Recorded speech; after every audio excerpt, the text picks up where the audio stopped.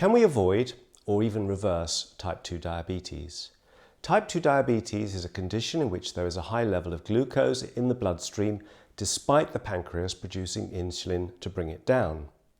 High blood glucose has a number of serious health consequences, and the problem in type 2 diabetes is not a deficiency of the glucose-lowering hormone insulin, but rather a problem with the body's response to insulin, a condition called insulin resistance. Insulin resistance is also a feature of the metabolic syndrome. In type 2 diabetes, at least in the early stages, there are high levels of both insulin and glucose in the bloodstream. A common misconception is that type 2 diabetes only affects the overweight and obese. Many doctors now believe, myself included, that type 2 diabetes is characterized by an inability to metabolize or handle the huge quantities of carbohydrates that we eat nowadays. Many of us are just eating way too many carbohydrates for our body's metabolism to handle. Too many carbohydrates in processed food particularly. This overload of carbohydrates is overwhelming our hormones which control the blood glucose level, such as insulin, and it is also overwhelming our hormones which control hunger, such as leptin.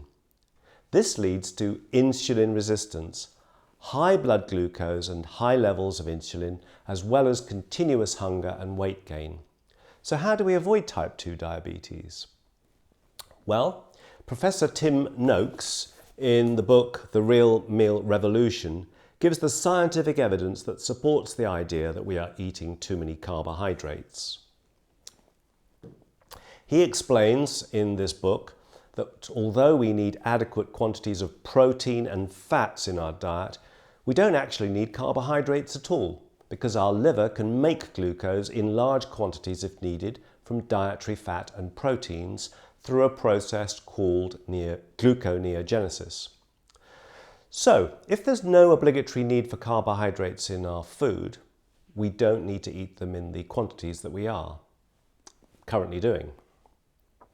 Insulin resistance leads to fat accumulation in the liver and pancreas, and this then leads on to diabetes. So if type 2 diabetes is caused by eating too many carbohydrates, it would seem logical that one way at least would be to eat fewer carbohydrates, and that means from any source. In this excellent book, Diabetes Unpacked, Dr. David Unwin, a GP in the UK, describes the spectacular results he has achieved by advising people with type 2 diabetes to eat fewer carbohydrates.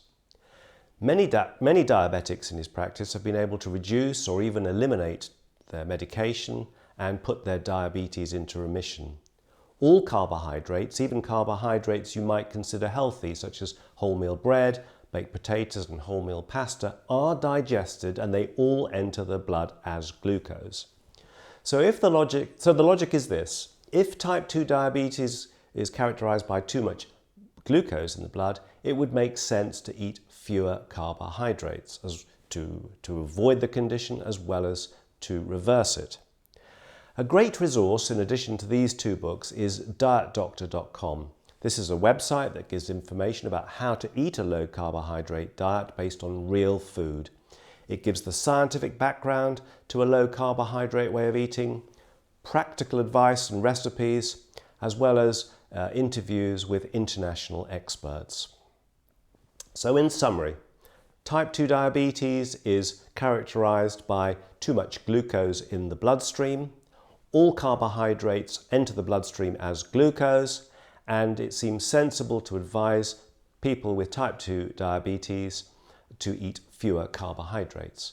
In fact, it has been suggested by Professor Tim Noakes that all of us could improve our health and avoid type 2 diabetes in many cases by eating a real food which is naturally low in carbohydrates.